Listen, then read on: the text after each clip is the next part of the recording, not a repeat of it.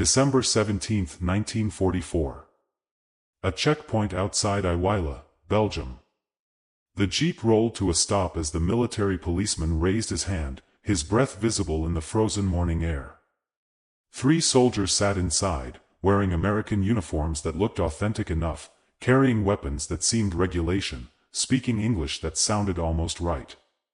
But Sergeant William Creel had been warned about something impossible, something that contradicted everything he knew about warfare and honor. German soldiers might be operating behind American lines, dressed as American troops, speaking American words. He asked for the password. The men hesitated. He asked again. Their English faltered. Then Creel noticed the Sten guns, British weapons that no American patrol would carry. Within minutes, the 3 men were in custody. Under their olive-drab uniforms, they wore German field gray.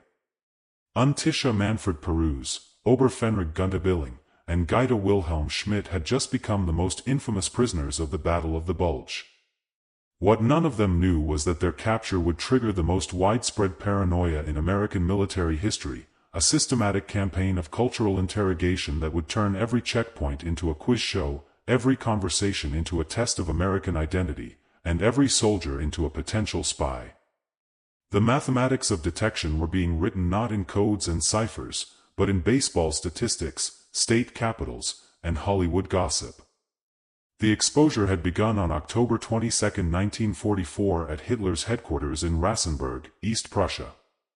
Adolf Hitler summoned SS Oberbefehlshaber Otto Skorzeny to his presence, addressing him with words that would reshape the final months of the war. The Führer had a mission, one that would require deception on a scale never before attempted. Skorzeny already stood among Germany's most feared commandos. In September 1943, he had led the glider assault that rescued Benito Mussolini from his mountain prison at Gran Sasso, spiriting Bulge away in a light plane that barely cleared the rocky plateau. In October 1944, he had orchestrated the kidnapping of Miklo Horthy Jr., forcing Hungary's regent to resign and keeping that nation in the war. Now Hitler presented him with his most audacious assignment yet. German forces would launch a massive counteroffensive through the Ardennes Forest, driving toward the crucial port of Antwerp. The attack would split the American and British armies, recreating the stunning victory of May 1940 when German panzers had reached the English Channel in days. But this time, success depended on speed. The Germans needed to capture at least one bridge over the Meuse River intact before Allied engineers could destroy it. Skorzeny would form a special brigade, Panzer Brigade 150, whose purpose would be to seize those bridges before they could be blown. Hitler informed him of a decision that made even the hardened commando pause. This could be accomplished more quickly and with fewer losses if Skorzeny and his men wore American and British uniforms. Small units disguised in enemy clothing could cause tremendous confusion, Hitler explained, upsetting communications, misdirecting troops, spreading panic. Skorzeny listened, understanding immediately the implications under international law. The Hague Convention of 1907 was clear. Soldiers captured while wearing enemy uniforms forfeited their rights as prisoners of war and could be executed as spies. This possibility caused extensive discussion with General R. Alfred Jodl and Field Marshal Ger von Rundstedt. Hitler assured Skorzeny that the tactic was legitimate as long as his men removed the Allied uniforms before engaging in actual combat. Within days, Skorzeny submitted his plans to Jodl.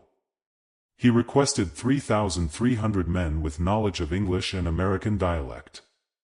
On October 25, the Oberkommando issued an order to every headquarters on the Western Front requesting English-speaking volunteers for secret commando operations. The order signed by Field Marshal Wilhelm Schmidt himself requested soldiers with fluency in English language and knowledge of American idiom. Skorzeny knew this broadcast request would reach Allied intelligence within days.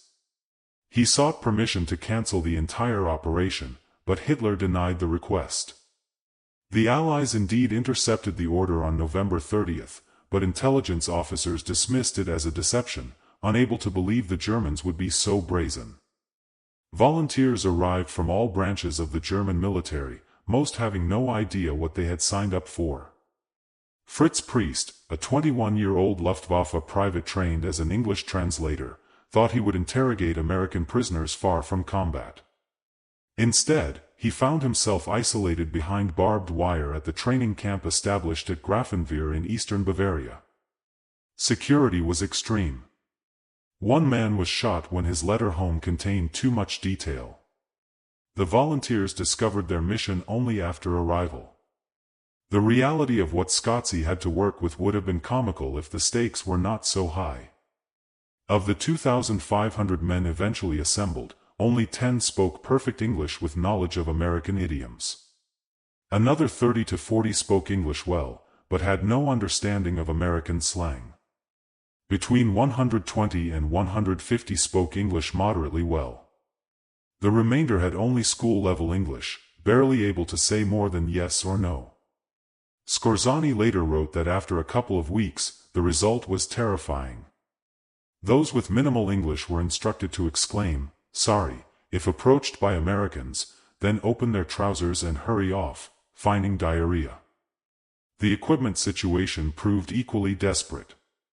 OB West was asked to procure 15 Sherman tanks, 20 armored cars, 20 self-propelled guns, 100 jeeps, 40 motorcycles, 120 trucks, and sufficient British and American uniforms. The delivery fell catastrophically short of requirements. Only 2 Sherman tanks arrived, both in poor condition, with one breaking down almost immediately. Instead of the requested American armor, Skorzeny received 5 Panther tanks, 6 armored cars, 6 armored personnel carriers, and 5 Sturmgewehr assault guns, all German. The Panthers were disguised with sheet metal cladding, olive drab paint, and white star insignia. Skorzeny himself admitted they would fool only very young American troops seeing them from very far away at night. The uniform situation was worse. Many were British, Polish, or Russian uniforms. Some were summer issued despite the December offensive date. Others bore blood stains or P markings. Units across Germany, confused by the request, sent whatever they could find. The brigade was flooded with Polish and Russian equipment from units that had no understanding of the operation's purpose. Skorzeny managed to acquire enough authentic American uniforms and weapons for only the commando teams. The best English speakers were formed into a special unit designated Einheil, named after SS Captain Ernstello, who would lead them. These teams received intensive training despite the compressed timeline. They studied the organization of the American Army, learning badges of rank, military customs, and drill procedures. Some were sent to P camps at Kustrin and Lindbergh to practice their English with captured American soldiers. They watched American movies to perfect accents and learned current slang. They memorized American brand names, sports teams, popular songs, and Hollywood stars. The commandos practiced walking like Americans, smoking like Americans, even chewing gum like Americans. The missions were divided into 3 categories. Demolition squads of 5 to 6 men would destroy bridges, ammunition dumps, and fuel stores. Reconnaissance patrols of 3 to 4 men would scout both sides of the Meuse River, passing on false orders to American units they encountered, reversing road signs, removing minefield warnings, and cordoning off roads with warnings of non-existent mines. Lead commando units would work with attacking German forces, cutting telephone wires, destroying radio stations, and issuing false orders. The commandos knew the risks. If captured in American uniform, execution was virtually certain. But there was another danger. In the chaos of battle, they might be shot by their own side if German troops mistook them for actual Americans. For identification, they would use specific signals. Vehicles would display a small yellow triangle. Tanks would maintain specific gun positions. Soldiers would wear colored scarves beneath their uniforms. On December 14, Panzer Brigade 150 assembled near Badminster Eifel. On the afternoon of December 16, they moved out, advancing behind 3 attacking panzer divisions. The plan called for Skorzeny's disguised forces to move around the spearhead divisions once they reached the high fence, then race ahead to capture the Meuse bridges. The operation depended entirely on the rapid advance of the 1st SS Panzer Division commanded by Joachim Peiper. If Peiper's armored spearhead broke through quickly, Skorzeny's disguised troops could slip through in the confusion and reach the bridges before American engineers destroyed them. December 16, 1944 began before dawn. Through the dark forests of the Ardennes, more than 200,000 German troops launched Hitler's last great offensive in the West. The initial assault achieved complete surprise. American forces, thinly spread across an 80-mile front, faced overwhelming numbers. 4 inexperienced or battle-weary American divisions confronted 30 German divisions supported by nearly 1,000 tanks. The German artillery barrage shattered the frozen morning. Searchlights bounced off low clouds to illuminate the battlefield. Infantry advanced through the snow-covered forests. Panzers rumbled forward on narrow roads.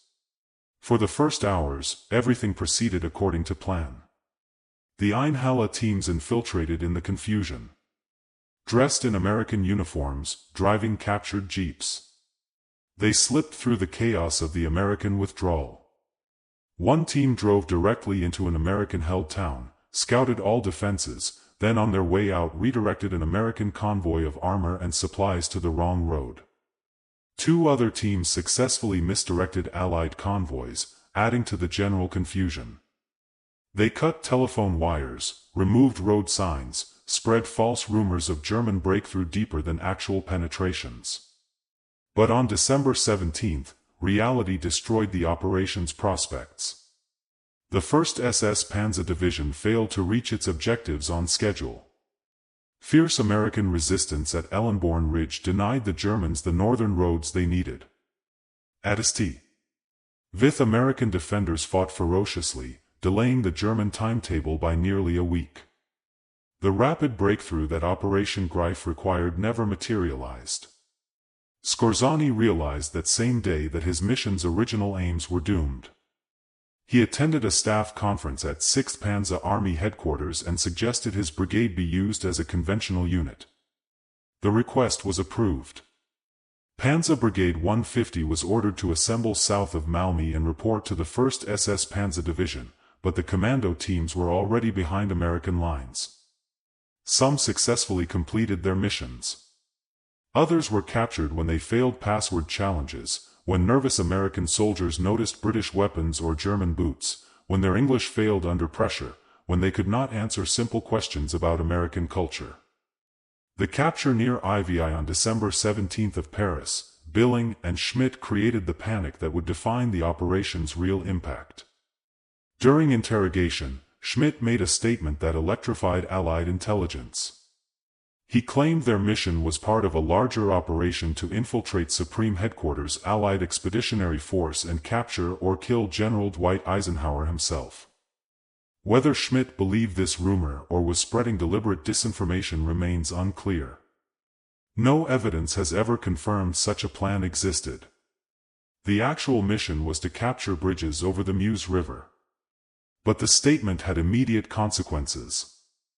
Within hours, security around Eisenhower was dramatically increased. The Supreme Commander found himself virtually imprisoned in his headquarters at Versailles, surrounded by guards who checked everyone entering the building. Eisenhower was reportedly furious at the confinement, especially when it extended through Christmas. After several days, he angrily declared he had to get out and didn't care if anyone tried to kill him. But the paranoia spread far beyond protecting Eisenhower. Allied forces already reeling from the German offensive now saw potential infiltrators everywhere. Checkpoints appeared throughout the Allied rear areas, greatly slowing the movement of troops and supplies. American military policemen began interrogating every soldier passing through using questions designed to identify Germans posing as Americans. What is the capital of Illinois? Who won the World Series in 1940? Who is Mickey Mouse's girlfriend? What team plays at Wrigley Field? Who is married to Betty Grable? Where does the guard stand in a football formation? Who is Frank Sinatra?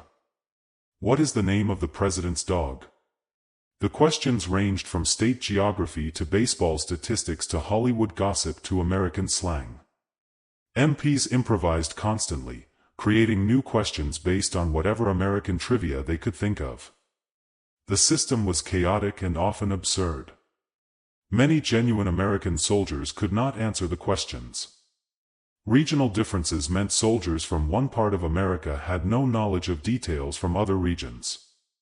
Educational differences meant some Americans never learned state capitals or followed baseball. The checkpoints created numerous problems. General Omar Bradley was detained when he correctly identified Springfield as the capital of Illinois. But the MP believed it was Chicago and held him until his identity could be verified. Brigadier General Bruce Clarke was held at gunpoint after incorrectly stating the Chicago Cubs played in the American League. A captain spent a week in detention after being caught wearing German boots he had taken as souvenirs. British soldiers faced particular difficulties. When reconnaissance officer David Niven encountered a guard demanding to know who won the 1940 World Series, he could only reply he hadn't the faintest idea. British troops who could not answer questions about American sports or geography were detained until their identities could be verified through other means. Some American soldiers gave deliberately wrong answers to protest the absurd interrogations, resulting in their own detention. Others became angry at being questioned by junior enlisted men, creating confrontations that further slowed movement. The paranoia affected military operations significantly.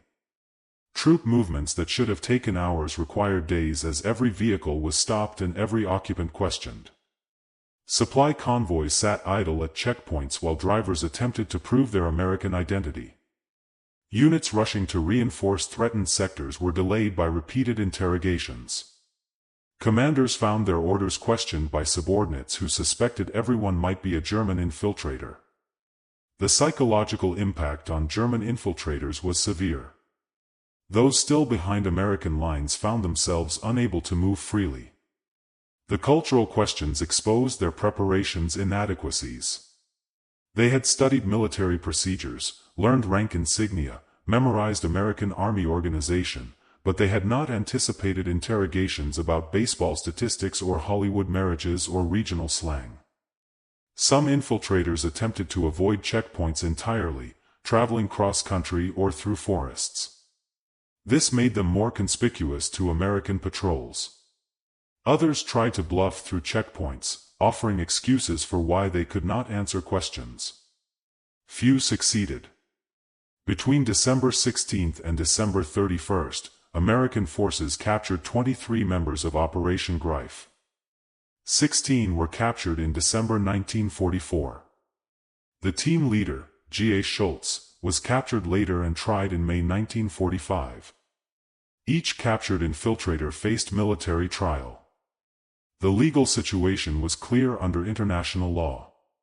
Article 23 of the Hague Convention concerning land warfare specifically forbade improper use of enemy military insignia and uniform. Soldiers captured wearing enemy uniforms while conducting military operations could be tried as spies rather than treated as prisoners of war. The first trial began at Henri-Chapelle on December 21. Pernass, Billing, and Schmidt faced charges of violating the laws of war by wearing American uniforms while conducting military operations. The evidence was overwhelming. They had been captured in American uniforms with American weapons, carrying American identification, but wearing German field gray underneath. The trial was swift. All three were convicted and sentenced to death by firing squad. On December 23, 1944, 2 days before Christmas, the sentences were carried out. American military police led the three Germans to the execution site. Captain J. Iser of the 633rd Medical Clearing Station pinned white paper targets over their hearts. Schmidt's glasses were removed. The prisoners were blindfolded. Military police formed the firing squad. Billing shouted, "Long live our Führer Adolf Hitler." At the moment of execution, the rifles fired. All 3 men died instantly. Their bodies were cut down, carried away, and buried. Eventually, they would be interred at the German military cemetery at Lommel, Belgium, where they rest today alongside more than 39,000 other German war dead. 13 additional Operation Greif participants were tried and executed at either Henri-Chapelle or Aywaille between December 21 and December 31. Wilhelm Wiesenfeld, Manfred Pernass, Hans Reich, Arno Kroer, Günther Schultz, Hart Mayagel, Horst Jarek, Norbert Pollack, Ralph Benjamin Meyer, Hans Witzuk, Ottawa, Alfred France, and Anton Morak all faced firing squads. Each execution followed military trial. Each trial found the defendants guilty of violating the Hague Convention. Each sentence was reviewed and approved by senior commanders. The executions were carried out with military precision, without malice but without mercy. Team leader G.A. Schultz was tried by military commission in May 1945 and executed near Branch on June 14. Why his trial was delayed until after Germany's surrender remains unclear. Who ordered his execution carried out also remains uncertain. The United States Ninth Army carried out the sentence. In total, 17 Operation Greif participants were executed for wearing enemy uniforms. The operation's tactical accomplishments were minimal. No bridges were captured. No major demolition succeeded. No critical communications were permanently disrupted. A few road signs were reversed. Some telephone lines were cut. Several American units received false orders, though most were quickly corrected. But the psychological impact vastly exceeded any tactical results. For weeks, American forces operated under the assumption that German infiltrators might be anywhere. The paranoia affected decision-making at every level. Eisenhower's confinement meant the Supreme Commander was isolated from direct observation of battlefield conditions during the critical opening phase of the offensive. The checkpoint delays slowed the American response to the German penetration. Units that should have reached threatened sectors in hours took days to arrive. The widespread suspicion degraded unit cohesion. American soldiers who should have been focused on fighting Germans to their front instead worried about possible Germans among them. The Battle of the Bulge itself proceeded independent of Operation Greif's failure. German forces drove deep into American lines, creating the bulge that gave the battle its name. At Bastogne, American defenders held out despite being surrounded. On December 22, when German officers delivered a surrender ultimatum, acting commander, Brigadier General Anthony McAuliffe, responded with a single typed word that became legendary to the German commander, nuts, the American commander. When the confused German officers asked what it meant, they were told it was the same as go to hell. The 101st Airborne held Bastogne until relieved by Lieutenant General George Patton's Third Army on December 26. Patton's forces had executed a remarkable 90-degree turn, driving north to break the siege. By early January, Allied counterattacks had eliminated the Bulge and restored the front lines. The battle lasted from December 16, 1944 to January 25, 1945. More than 1 million men participated, making it the largest battle fought by the United States Army outside the Civil War. American casualties exceeded 80,000, including 19,000 killed and 23,000 captured. German casualties were similar, but Germany could not replace those losses. The battle marked the end of Germany's ability to conduct offensive operations in the West. Hitler had gambled everything on the Ardennes offensive and lost. For Otto Skorzeny, Operation Greif was over by December 17 when Panzer Brigade 150 converted to conventional operations. On December 21, the brigade attempted to capture Malmö but was repulsed after several assaults. Skorzeny was wounded by artillery shrapnel near Lineville. He recovered and continued serving until Germany's surrender. In May 1945, Skorzeny surrendered to the 30th Infantry Regiment. He spent 2 years in custody, awaiting trial. At the Dachau trials in 1947, Skorzeny and 9 officers of Panzer Brigade 150 faced charges of improperly using American uniforms by entering combat disguised and treacherously firing upon American forces. They were also charged with wrongfully obtaining American uniforms and Red Cross parcels from P camps. Scorseny's defense rested on a crucial distinction. His men had been ordered to remove American uniforms before engaging in actual combat. The disguises were for infiltration and deception, not for fighting. A surprise defense witness proved decisive. F.F. Yeo-Thomas, a former British Special Operations executive agent, testified that Allied forces had used identical tactics. He had personally worn German uniforms behind enemy lines during missions in France. The military tribunal drew a clear distinction between using enemy uniforms during combat and using them for deception. It could not be proven that Skorzeny had ordered his men to fight while wearing American uniforms. The tribunal acquitted all defendants. The verdict was controversial. 17 of Skorzeny's men had been executed for the same actions for which he was acquitted. The difference appeared to be timing and evidence. The men executed in December 1944 had been captured in American uniforms. Skorzeny, tried in 1947, could demonstrate his orders prohibited combat while disguised. The trial established important precedents regarding the laws of war. Using enemy uniforms for deception was ruled a legitimate ruse provided combatants removed the disguises before engaging in combat. This distinction would influence interpretation of international law for decades. Skorzeny did not remain in custody long. In 1948, he escaped from an internment camp in Darmstadt. Former SS officers disguised as American military police facilitated his escape. Some historians speculate American intelligence may have tacitly allowed or even assisted the escape, though no evidence confirms this. Skorzeny spent time hiding on a Bavarian farm, then in Salzburg and Paris, eventually settling in Spain. He worked as a military advisor to Egyptian President Gamal Abdel Nasser. Skorzeny died of cancer on July 5, 1975 in Madrid at age 67. He never expressed regret for Operation Greif or any other wartime actions. The checkpoint interrogations became part of American military folklore. The questions about baseball and Hollywood, state capitals, and movie stars became symbols of how cultural identity served as a security tool during the crisis.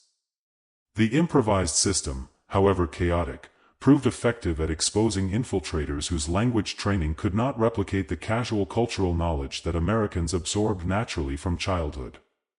Being American involved more than speaking English or wearing the right uniform. It involved shared cultural experiences, common references, collective memories that could not be adequately taught to foreigners in weeks of training. This cultural cohesion, often taken for granted, proved to be a national security asset when tested by enemy infiltrators. The 17 men executed for Operation Greif are remembered today primarily through military cemeteries and historical accounts. Their graves at Lommel are maintained with the same care as those of soldiers who died in conventional combat. The cemetery makes no distinction between those executed as spies and those killed in battle.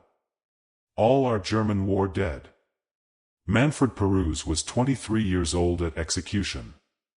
Günther Billing, 21, remained a convinced Nazi to his final moment. Wilhelm Schmidt, 24, faced death with quiet resignation. Each was someone's son, perhaps someone's brother. Each had made choices that led to that frozen morning in Belgium, to those posts, to those blindfolds, to those rifles. Operation Greif's legacy extended beyond its tactical failure. The operation demonstrated that special operations cannot compensate for conventional military failure. Skor's infiltrators could not capture bridges if Piper's panzers never reached them. No amount of deception and confusion could substitute for the breakthrough that never occurred. Yet the operation succeeded in creating disruption far exceeding what the actual infiltrators accomplished. The mere possibility of infiltration created panic affecting hundreds of thousands of soldiers. This gap between perception and reality became a key lesson in modern strategic thinking about psychological warfare. The Battle of the Bulge ended in late January 1945. Allied forces resumed their advance toward Germany. Within 4 months, the Third Reich collapsed. Hitler committed suicide in his Berlin bunker. Germany surrendered unconditionally on May 8, 1945. The 17 executed Operation Greif participants were already in their graves. Their war ended violently on Belgian soil far from home. Their operation had failed in its tactical objectives, but succeeded in creating confusion and fear that hampered Allied operations during the critical opening phase of the battle.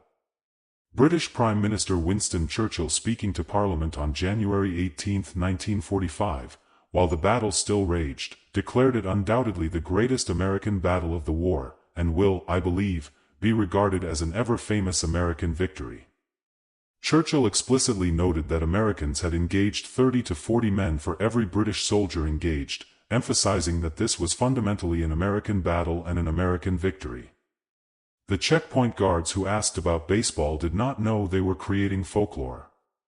They were solving an immediate problem, improvising security measures to identify potential enemies. Their solution worked because it was rooted in genuine shared culture. Americans knew about baseball in Hollywood and state capitals because they grew up American, absorbing that knowledge naturally.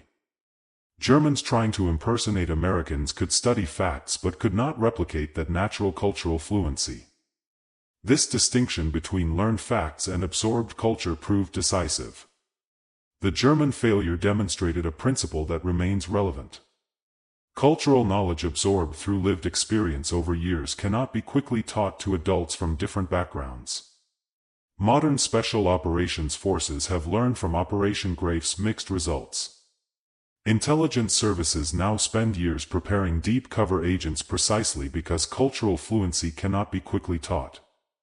Language training, factual knowledge, and behavioral coaching are necessary but insufficient. Genuine cultural fluency requires immersion and time. The fundamental challenge persists across decades. Culture is absorbed through experience, not taught in classrooms. Operation Greif demonstrated both the potential and the limits of special operations. Small units conducting unconventional operations can create disruption far beyond their numbers. The psychological impact can exceed tactical results by orders of magnitude. But without conventional military success providing the necessary conditions, special operations cannot achieve strategic objectives. Deception cannot substitute for victory. For historians and military strategists, Operation Greif remains a compelling case study. It exemplifies how ambitious planning disconnected from realistic assessment of capabilities leads to failure. Hitler's late war decision-making followed this pattern. Grandiose in conception, inadequate in resources, divorced from operational reality. Yet the operation's unintended success in creating panic validated the concept that psychological warfare and deception can be force multipliers. The 17 men who died before firing squads for wearing enemy uniforms would be largely forgotten if not for the historical record that preserves their stories. They were not particularly important men.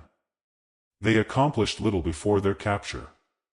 Their operation failed comprehensively. Yet their executions marked an important moment in military and legal history, clarifying the application of international law regarding the use of enemy uniforms in warfare. The legacy lives in the lessons their operation taught. Identity verification remains crucial for security.